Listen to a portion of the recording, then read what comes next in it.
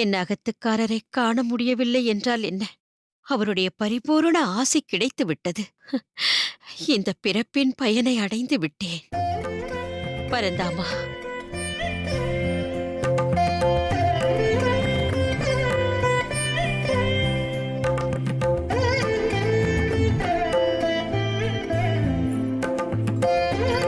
அம்மா,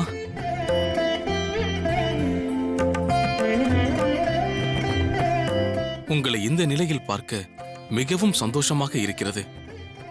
ஸ்ரீரங்கத்திலிருந்து கிளம்பிய பொழுதே மனத்தாங்களுடன் வந்தேன்.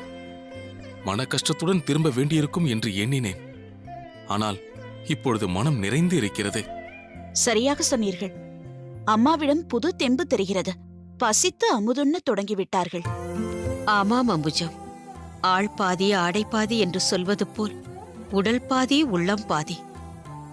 உள்ளம் நிறைந்திருந்தால் அதன் பிரதிபலிப்பு உடலிலும் தெரியும். இந்த புத்துணர்வை நானே நன்றாக உணர்கிறேன். ஒரு விஷயத்தை புரிந்து கொண்டேன். என் மீதும் தவறு உள்ளது. நம் எண்ணங்களும் அதன் விளைவாக ஏற்படும் செயல்களும் தான் சுகதுக்கங்களை நிர்ணயிக்கிறது.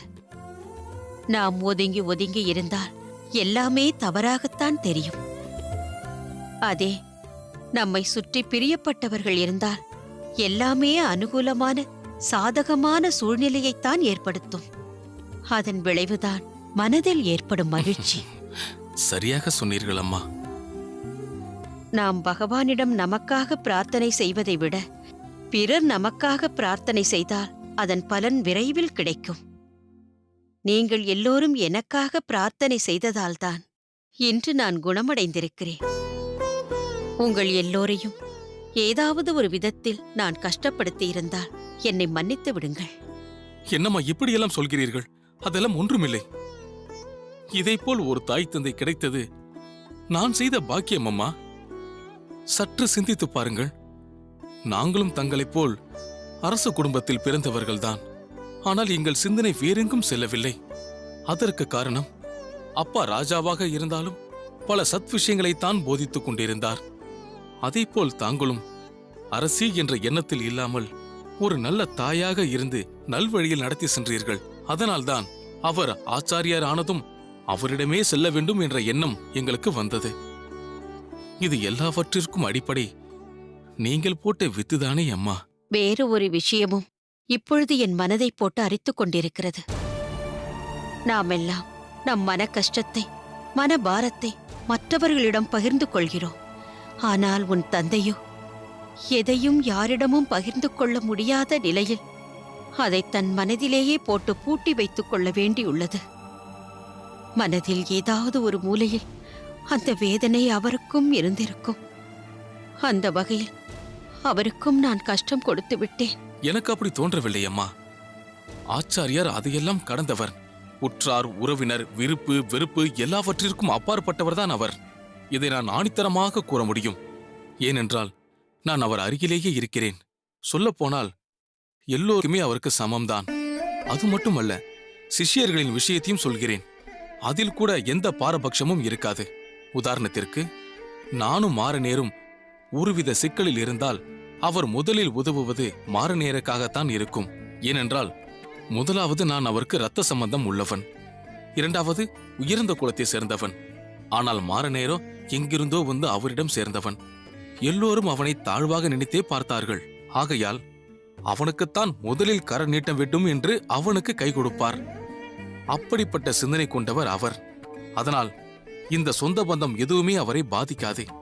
அந்த விதத்தில் நீங்கள் கவலை கொள்ளவும் வேண்டாம், வருந்தவும் வேண்டாம். எனக்கு வேண்டியதெல்லாம் நீங்கள் எப்பொழுதும் சந்தோஷமாக இருக்க வேண்டும். புரிகிறது. சரி, எனக்கு மற்றொரு ஆசையும் உள்ளது. அது என்னம்மா புது ஆசை? அது ஒன்றுமில்லை. நீ ஸ்ரீரங்கத்தில் விட்டுவிட்டு வந்திருக்கிறாயே பகவத் சேவை, அந்த சேவையை மீண்டும் தொடர வேண்டும். என்னம்மா திடீரென இப்படி சொல்கிறீர்கள்? நான் இப்பொழுது சந்தோஷமாகத்தான் இருக்கிறேன். என்னுடைய பிரச்சனையை ஆச்சாரியர் தீர்த்து வைத்து விட்டார். ஆனால் இப்பொழுது அவருக்கு ஒரு பிரச்சனை இருக்கிறது. கோவிலில் அரையர் சேவை காத்திருக்கிறது. அதை செய்யாமல் நீ இங்கே இருப்பது சரியல்ல. இப்பொழுது கிளம்பு. எப்பொழுது நேரம் கிடைக்கிறதோ அப்பொழுது வந்து என்னை பார்த்துவிட்டு போகலாம். நான் தான் ஸ்ரீரங்கத்திற்கு வர முடியாது.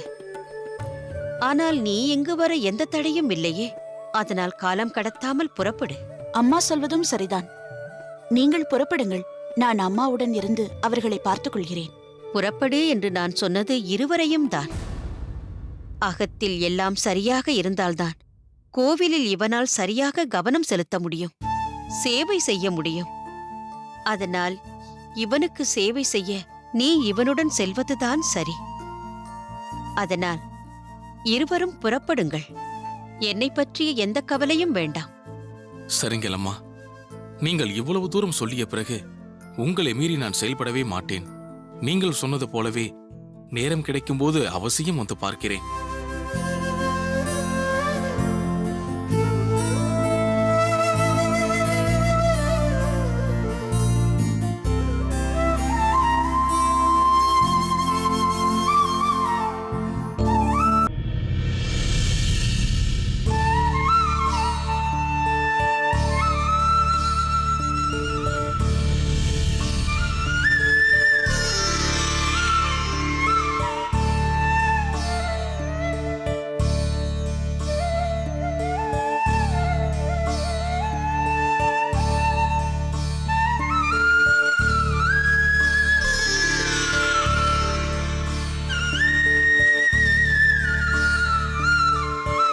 கோவிந்தா,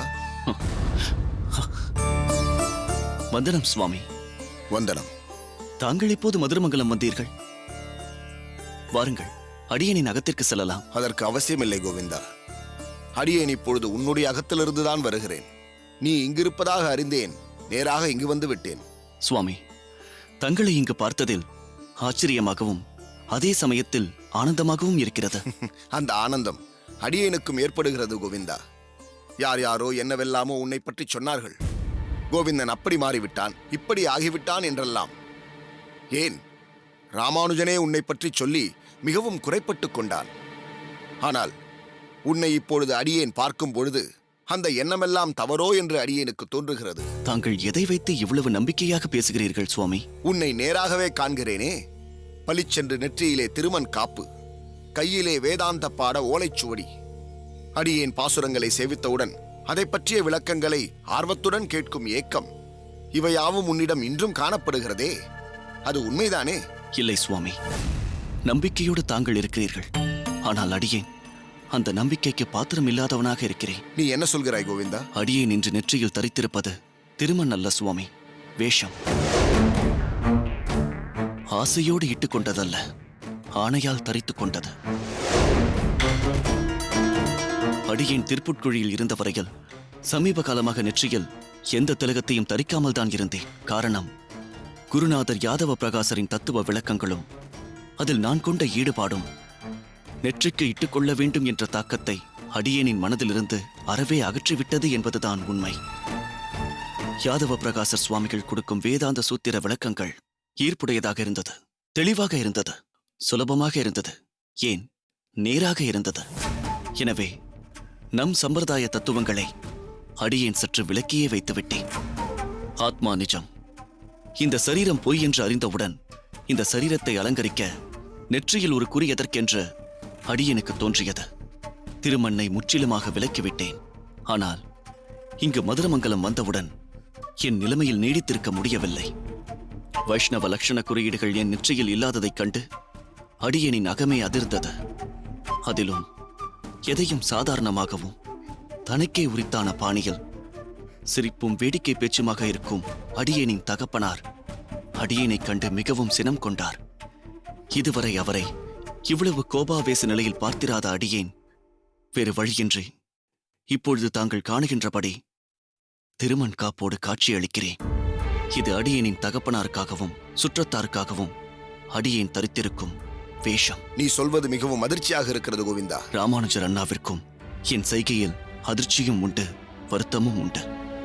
ஆனால் குருநாதர் யாதவ பிரகாசரின் வழிகாட்டுதலில் அடியனுக்கு எந்த குழப்பமும் வரவில்லையே.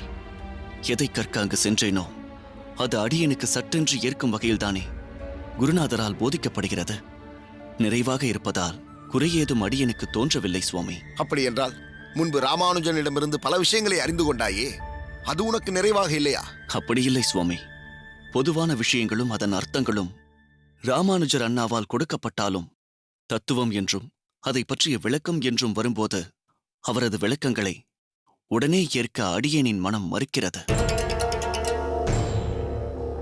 பல தாத்பரியங்களை தனக்கே உரித்தான வழியில் தன் பிரத்யேக ஆராய்ச்சியில் அறிந்து அதை அடியேனுக்கு விளக்க முற்படுகிறார் ராமானுஜர் அண்ணா. அந்த தனித்தன்மையை, சுய கருத்தை சில சமயங்களில் அடியேனால் அப்படியே ஏற்க முடியாமல் அடியேனின் சித்தம் தடுமாறுகிறது. ஆனால் யாதவ பிரகாசர் சுவாமிகள் கொடுக்கும் சித்தாந்த விளக்கங்களும் தத்துவ விரிவுரைகளும் என்னுள் ஒரு மாற்றத்தையும் ஒரு தாக்கத்தையும் ஏற்படுத்தி குருநாதர் சொல்வதுதான் உண்மை என்ற அளவில் அடியேனுக்கு பிடித்திருக்கிறது. ராமானுஜர் அண்ணாவின் சுய கருத்திலிருந்து அடியேனை விலக்கி வைத்திருக்கிறது. கோவிந்தா, அடியேன் சேவித்த பாசுரங்களிலிருந்து பல தத்துவார்த்தங்களை பற்றி, பல புத்திசாலித்தனமான கேள்விகளை பற்றி கேட்டிருந்த நீ இப்போது யாதவரின் தத்துவ ஆராய்ச்சியிலும் அதில் ஊன்றி நிற்பதும் உறுதியான நம்பிக்கையோடு நிற்பதும் அடியேனுக்கு ஆச்சரியத்தை ஏற்படுத்துகிறது. உன் அண்ணா ராமானுஜனை பற்றி தத்துவங்களில் சுய கருத்துடையவன் என்று சொன்னாயே, அது மிகவும் தவறானது. பாவம் நீ. யாதவரின் ஈர்ப்பு உன்னை அப்படி பேச வைக்கிறது. ஆனால் உண்மையை நீ புரிந்து கொள்ள வேண்டும். ராமானுஜன் எதில் தனிப்பட்டு நிற்கிறான் என்பதை நீ தெரிந்து கொள்ள வேண்டும். ராமானுஜன் தனக்கென்று ஒரு வழியை வைத்திருக்கிறான் என்றால் அது எதில் என்று பார்க்க வேண்டாமா? ஆழ்வார்கள், ஆச்சாரியர்களின் கருத்துக்களில் உள்ள உண்மையான ஆழ்பொருளை மறைத்தும் அந்த உன்னத தத்துவங்கள் தமக்கே உரிமையானது என்ற சுயநலவாதிகளிடமிருந்து அதை விலக்கி, சம்பிரதாயமும் அதன் கோட்பாடுகளும் அனைத்து ஜனங்களுக்கும் என்றும் இறுதி நோக்கமான பகவானை அடைவதில் எந்த ஏற்றத்தாழ்வுகளும் இல்லை என்பதையும் ஆணித்தரமாக நிலைநாட்டி அதை பிரச்சாரம் செய்வதில்தான் ராமானுஜன் தனித்தன்மையோடு நிற்கிறான்.